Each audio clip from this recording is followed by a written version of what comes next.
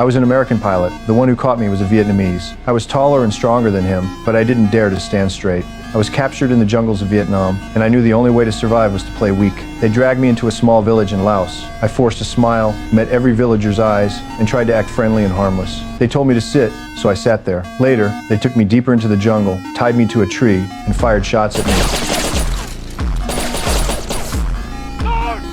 The bullets missed. They were just trying to scare me. I cursed them out. They stepped closer and fired another round right by my ear. My head rang for minutes. When they got bored, they dumped me in a rotten prison hidden in the jungle. There were already a few POWs. All pilots shot down and locked in here. Some had been trapped for more than 2 years, skin and bones, barely surviving. Every day they prayed for the war to end, for freedom, but no good news ever came. At night, our hands were crossed and locked together. We lay side by side and couldn't even turn over. Our feet were chained tight. Because the food was so bad, one guy with stomach issues shit his pants every single night. I wanted to help, but I needed a nail. There was only one nail on the guard's resting post. I told my buddies to distract them. Only one guard stayed a friendly dwarf. I walked over, pretending to ask for toothpaste, made the dwarf laugh his ass off, and with my other hand I yanked that nail free. Back in the cell, I ground it down with a rock and turned it into a thin iron pick. That night, I picked the lock on my handcuffs. Finally, we could at least turn over in our sleep. After that, I started thinking about escape. I saw how weak the guards were breaking out. It didn't seem that hard. But the other POWs reminded me, the hard part wasn't escaping, it was surviving the jungle. The jungle was the real prison. No water, no food,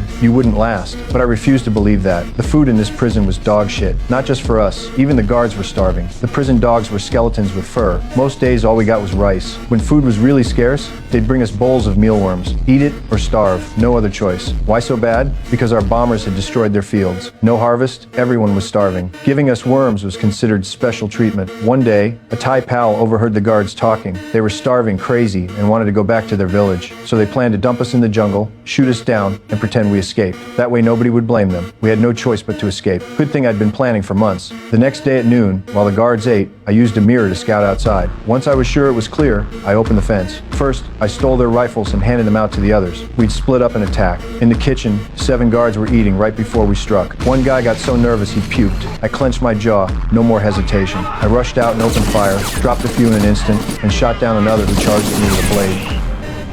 But when I turned around, none of my men followed. They betrayed me. I screamed at them, cowards. I spared the friendly dwarf, grabbed the supplies I needed, but the escaped guards would be back with reinforcements soon. We couldn't stay. I bolted into the jungle. Out there I ran into those guys again. They were already wearing stolen boots. Turns out they weren't preparing to fight. They were stealing shoes. I cursed them to their faces. In the end, we went our separate ways. Before leaving, I traded a magazine for their machete. Former comrades, now just selfish strangers. Luckily, the rainy season had come. When the storm poured, we opened our mouths for water. At least that problem was solved. The rice we'd hidden in the shit bucket finally came in handy. After days of walking, we found a river, chopped logs, built a raft, and hoped to float downstream. But before long, we hit a waterfall. The raft plunged. We fought like hell just to survive, but every last supply was gone.